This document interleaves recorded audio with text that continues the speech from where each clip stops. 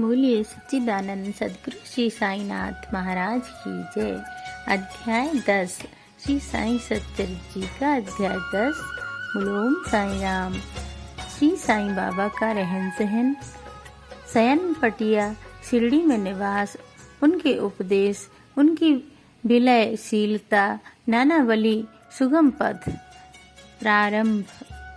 श्री साई बाबा सदा ही प्रेम पूर्वक स्मरण करो, क्योंकि वे सदैव दूसरों के कल्याणार्थ तत्पर आत्मलीन रहते थे। उनका स्मरण करना ही जीवन और मृत्यु की पहेली हल करना है। साधनाओं में यह अति श्रेष्ठ तथा सरल साधना है, क्योंकि इसमें कोई द्रव्य व्यय नहीं होता। केवल मामूली परिश्रम से ही भविष्य नितांत फलदायक होता है। जब तक इंद्रियां बलिष्ठ और क्षण क्षण इस साधना को आचरण में लाना चाहिए। केवल गुरु ही ईश्वर है, हमें उनके ही पवित्र चरण कमलों में सदा श्रद्धा रखनी चाहिए। वे तो हर इंसान के भाग्य विधाता और प्रेममय प्रभु हैं। जो अनन्य भाव से उनकी सेवा करेंगे, वे भवसागर से निश्चय ही मुक्ति को प्राप्त होंगे। न्याय अथवा मीमांसा या दर्शन शास्त्र पढ़ने की भी कोई आवश्यकता नहीं है। जिस प्रकार नदी या समुद्र पार करते समय नाविक पर विश्वास रखते हैं, उसी प्रकार का विश्वास हमें भवसागर से पार होने के लिए सदगुरु पर करना चाहिए। सदगुरु तो केवल भक्तों के भक्ति भाव की ओर ही देखकर उन्हें ज्ञान और परमानंद की प्राप्ति करा देते हैं। गत अध्याय में बाबा की भिक्षा वृत्ति, भक्तों के अनुभव तथा अन्य विषयों का वर्णन किया गया है। अब पाठक गण सुने कि श्री साईं बाबा किस प्रकार रहते थे, शयन करते और शिक्षा प्रदान करते थे। बोलो ओम साई राम। बाबा का विचित्र बिस्तर। पहले हम यह देखेंगे कि बाबा किस प्रकार शयन करते थे। श्री नाना साहिब डेंगले एक बार हाथ लंबा और एक हथेली चौड़ा लकड़ी का तख्ता श्री साईं बाबा के शयन हेतु लाए। तख्ता कहीं नीचे रखकर उस पर सोते। ऐसा न कर बाबा ने पुरानी चिंदियों से मस्जिद की बल्ली से उसे झूले के समान बांधकर उस पर शयन करना शुरू कर दिया, प्रारंभ कर दिया। चिंदियों के बिल्कुल पतली और कमजोर होने के कारण लोगों को उसका झूला बनाना एक पहेली सा बन गया। चिंदियां तो केवल तख्ते का भी भार सहन नहीं कर सकती थीं, फिर भी बाबा के शरीर का भार किस प्रकार सहन कर सकेंगी। जिस प्रकार भी हो, यह तो राम ही जाने, परंतु यह तो बाबा की एक लीला थी। जो फटी चिंदियां तख्ते तथा बाबा का भार संभाल नहीं थी। बाबा को तख्ते पर बैठे या शयन करते हुए देखना देवताओं को भी दुर्लभ दृश्य था। सब आश्चर्यचकित थे कि बाबा किस प्रकार तख्ते पर चढ़ते होंगे और किस प्रकार नीचे उतरते होंगे। कुतूहलवश लोग इस रहस्योद्घाटन के हेतु दृष्टि लगाए रहते थे, परंतु यह समझने में कोई भी सफल ना हो सका और इस रहस्य को जानने के लिए भीड़ उत्तरोत्तर बढ़ने लगी। इस कारण बाबा ने एक दिन तख्ता तोड़कर बाहर फेंक दिया। यद्यपि बाबा को अष्ट सिद्धियां प्राप्त थीं, परंतु उन्होंने कभी भी उनका प्रयोग नहीं किया और न कभी उनकी इच्छा ही हुई कि वे स्वतः ही स्वाभाविक रूप से पूर्णता प्राप्त होने के कारण उनके पास आ गई थीं। बोलो ओम साई राम। ब्रह्म का सगुण अवतार। वाही दृष्टि से ही साईं बाबा 3.5 हाथ लंबे एक सामान्य पुरुष थे, फिर भी प्रत्येक के हृदय में वे विराजमान थे। अंदर से वे आसक्ति रहित और स्थिर थे, परंतु बाहर से जन कल्याण के लिए सदैव चिंतित रहते थे। अंदर वे संपूर्ण रूप से निस्वार्थी थे। भक्तों के निमित्त उनके हृदय में परम शांति विराजमान थी, परंतु बाहर से संसार में उलझे हुए दिखलाई पड़ते थे। वे कभी प्रेम दृष्टि से देखते तो कभी पत्थर मारते, कभी गालियां देते और कभी हृदय से लगाते थे। वे गंभीर, शांत और सहनशील थे। वे सदा दृढ़ और आत्मलीन रहते थे और अपने भक्तों का सदैव उचित ध्यान रखते थे। वे सदा एक आसन पर ही विराजमान थे। वे कभी यात्रा को नहीं निकले। उनका दंड एक छोटी सी लकड़ी थी, उसे वे सदैव पास संभाल कर रखते थे। विचार शून्य होने के कारण वे शांत थे। उन्होंने कंचन और कीर्ति की कभी चिंता नहीं की तथा सदा ही भिक्षावृत्ति द्वारा निर्वाह करते रहे। उनका जीवन ही इस प्रकार का था। अल्लाह मालिक सदैव उनके होठों पर रहता था। उनका भक्तों पर विशेष और अटूट प्रेम था। वे आत्मज्ञान की खान और परम दिव्य स्वरूप थे। श्री साईं बाबा का दिव्य स्वरूप इस तरह का था, एक अपरिमित अनंत सत्य और अपरिवर्तनशील सिद्धांत, जिसके अंतर्गत यह सारा विश्व है, श्री साईं बाबा में आविर्भूत हुआ था। यह अमूल्य निधि केवल सत्व गुण संपन्न और भाग्यशाली भक्तों को ही प्राप्त हुई, जिन्होंने श्री साईं बाबा को केवल मनुष्य या सामान्य पुरुष समझा या समझते हैं, वे यथार्थ में अभागे थे या हैं। श्री साईं बाबा के माता पिता तथा उनकी जन्म तिथि का ठीक पता किसी को भी नहीं है, तो भी उनके शिरडी में निवास के द्वारा इसका अनुमान लगाया जा सकता है। जब पहले बाबा शिरडी में आए थे तो उस समय उनकी आयु केवल 16 वर्ष की थी। वे शिरडी में 3 वर्ष तक रहने के बाद फिर कुछ समय के लिए अंतर्ध्यान हो गए। कुछ काल के उपरांत वे औरंगाबाद के समीप निजाम स्टेट में प्रकट हुए। चांद पाटिल की बारात के साथ पुनः शिरडी पधारे। उस समय उनकी आयु 20 वर्ष की थी। उन्होंने लगातार 60 वर्षों तक शिरडी में निवास किया और सन 1918 में महासमाधि ग्रहण की। इन तथ्यों के आधार पर हम कह सकते हैं कि उनकी जन्म तिथि सन 1838 के लगभग थी। बाबा का ध्येय और उपदेश। ओम साईं राम। 17वीं शताब्दी 1608-1681 के में संत रामदास प्रकट हुए और उन्होंने यवनों से गायों और ब्राह्मणों की रक्षा करने का कार्य सफलता पूर्वक किया। परंतु 2 शताब्दियों के व्यतीत हो जाने के बाद हिंदू और मुसलमानों में वैमनस्य बढ़ गया और इसे दूर करने के लिए श्री साईं बाबा प्रकट हुए। उनका सभी के लिए यही उपदेश था कि राम जो हिंदुओं के भगवान हैं और रहीम जो मुसलमानों का खुदा है, एक ही हैं और उनमें किंचित मात्र भी भेद नहीं है। फिर तुम उनके अनुयायी क्यों पृथक पृथक रहकर परस्पर झगड़ते हो? अज्ञानी बालकों, दोनों जातियां एकता का ध्येय प्राप्त करो। कलह और विवाद व्यर्थ है, इसलिए न झगड़ो और न परस्पर प्राणघातक ही बनो। सदैव अपने हित तथा कल्याण का विचार करो। श्री हरि तुम्हारी रक्षा अवश्य करेंगे। योग, वैराग्य, तप, ज्ञान आदि ईश्वर के समीप पहुंचने के मार्ग हैं। तुम्हारी कोई कितनी भी निंदा क्यों न करे, तुम उसका प्रतिकार न करो। यदि कोई शुभ कर्म करने की इच्छा है तो सदैव दूसरों की भलाई करो। संक्षेप में यही श्री साईं बाबा का उपदेश है कि उपर्युक्त कथन अनुसार आचरण करने से भौतिक तथा आध्यात्मिक दोनों ही क्षेत्रों में तुम्हारी प्रगति होगी।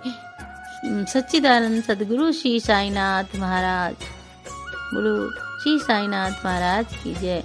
गुरु तो अनेक हैं, कुछ गुरु ऐसे हैं जो द्वार द्वार हाथ में वीणा और करताल लिए अपनी धार्मिकता का प्रदर्शन करते फिरते हैं। वे शिष्यों के कानों में मंत्र फूंकते और उनकी संपत्ति का शोषण करते हैं। वे ईश्वर तथा भक्ति धार्मिकता का केवल ढोंग ही रचते हैं। वे वस्तुतः अपवित्र और अधार्मिक होते हैं। श्री साईं बाबा ने धार्मिक निष्ठा प्रदर्शित करने का विचार भी कभी मन में नहीं किया।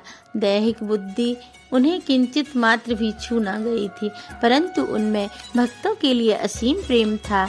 गुरु 2 प्रकार के होते हैं, एक नियत और दूसरा अनियत। अनियत गुरु के आदेशों से अपने में उत्तम गुणों का विकास होता तथा चित्त की शुद्धि होकर विवेक की वृद्धि होती है। ये भक्ति पथ पर लगा देते हैं। परंतु नियत गुरु की संगति मात्र से द्वैत बुद्धि का ह्रास शीघ्र हो जाता है। गुरु और भी अनेक प्रकार के होते हैं जो भिन्न भिन्न प्रकार की सांसारिक शिक्षाएं प्रदान करते हैं। यथार्थ में जो हमें आत्म स्थित बनाकर इस भवसागर से पार उतार दे वही सदगुरु है।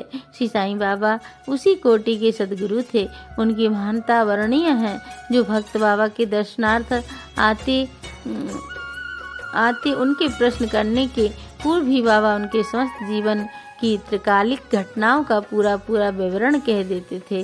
वे कभी संशयग्रस्त नहीं हुए। देहधारी होकर भी उन्हें देह की किंचित मात्र आसक्ति न थी। देह तो उनके लिए केवल एक आवरण मात्र था।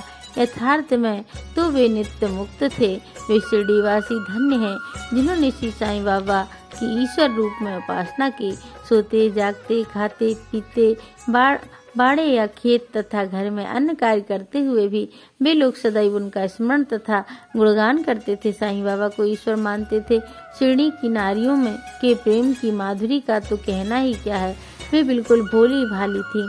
उनका पवित्र प्रेम उन्हें ग्रामीण भाषा में भजन रचने की सदैव प्रेरणा देता रहता था। यद्यपि वे शिक्षित न थी तो भी उनके सरल भजनों में वास्तविक काव्य की झलक थी। यह कोई विद्वता न थी वरन उनका सच्चा प्रेम ही इस प्रकार की कविता का प्रेरक था। कविता तो सच्चे प्रेम का प्रकट स्वरूप ही है जिसमें चतुर श्रोतागण ही यथार्थ दर्शन या रसिकता का अनुभव करते हैं।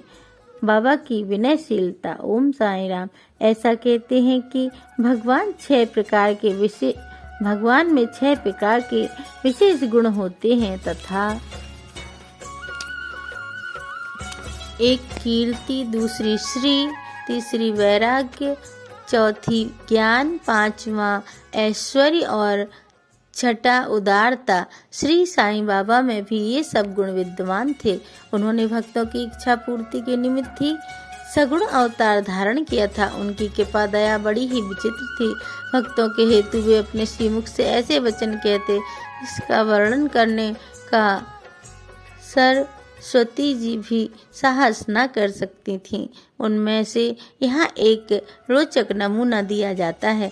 बाबा अति विनम्रता से इस प्रकार बोलते, दासानुदास मैं तुम्हारा ऋणी हूँ। कैसी विनम्रता है ये। यद्यपि बाह्य दृष्टि से बाबा विषय पदार्थों का उपभोग करते हुए प्रतीत होते थे परंतु उन्हें किंचित मात्र भी उनकी गंध तक न थी और न ही उनके उपभोग का ज्ञान था। वे खाते अवश्य थे परंतु उनकी जिह्वा को कोई स्वाद न था। वे नेत्रों से देखते थे परंतु उस दृश्य में उनकी कोई रुचि न थी। काम के संबंध में वे हनुमान सदृश अखंड ब्रह्मचारी थे। उन्हें किसी पदार्थ में आसक्ति न थी। वे शुद्ध चैतन्य स्वरूप थे जहाँ समस्त इच्छाएं, अहंकार और अन्य चेष्टाएं विश्राम पाती ही थीं। संक्षेप में वे निस्वार्थ, मुक्त और पूर्ण ब्रह्म थे। इस कथन को समझने के हेतु एक रोचक कथा का उदाहरण यहाँ दिया जाता है। बोलो ओम साईं राम। नाना बली। शिरडी में नाना बली नाम का एक विचित्र अनोखा व्यक्ति था। वह बाबा के सब कार्यों की देखभाल किया करता था। एक समय जब बाबा गादी पर विराजमान थे तब उनके पास पहुंचा। वह स्वयं ही गादी पर बैठना चाहता था इसलिए उसने बाबा को वहां से हटने को कहा। बाबा ने तुरंत गादी छोड़ दी और तब नाना बली वहां विराजमान हो गए। थोड़े समय वहां बैठकर वह उठा और बाबा को अपना स्थान ग्रहण करने को कहा। बाबा पुनः आसन पर बैठ गए। यह देखकर नाना बली उनके चरणों पर गिर पड़ा। इस प्रकार अनायास ही आज्ञा दिए जाने और वहां से उठाए जाने के कारण बाबा में किंचित मात्र भी अप्रसन्नता की झलक न थी। ओम साईं राम। सुगम पथ। संतों की कथाओं का श्रवण करना और उनका समागम। यद्यपि बाह्य दृष्टि से भी श्री साईं बाबा का आचरण सामान्य पुरुषों के सदृश ही था परंतु उनके कार्यों से उनकी असाधारण बुद्धिमत्ता और चतुराई स्पष्ट सी प्रतीत होती थी। उनके समस्त कर्म भक्तों की भलाई के निमित्त ही होते थे। उन्होंने कभी भी अपने भक्तों को किसी आसन या प्राणायाम के नियमों अथवा किसी उपासना का आदेश कभी नहीं दिया और न उनके कानों में कोई मंत्र ही फूंका। उनका तो सभी के लिए यही कहना था कि चातुर्य त्याग कर सदैव साईं साईं स्मरण करो। इस प्रकार आचरण करने से समस्त बंधन छूट जाएंगे और तुम्हें मुक्ति प्राप्त हो जाएगी। बोलो ओम साईं राम। मन का कार्य विचार करना है, बिना विचार किए एक क्षण भी नहीं रह सकता मन। यदि तुम उसे किसी विषय में लगा दोगे तो वह उसी का चिंतन करने लगेगा और यदि उसे गुरु को अर्पण कर दोगे तो वह गुरु के संबंध में ही चिंतन करता रहेगा। आप लोग बहुत ध्यान पूर्वक साईं की महानता और श्रेष्ठता श्रवण कर चुके हैं। ये कथाएं सांसारिक भय को निर्मूल कर आध्यात्मिक पथ पर आरूढ़ करती हैं।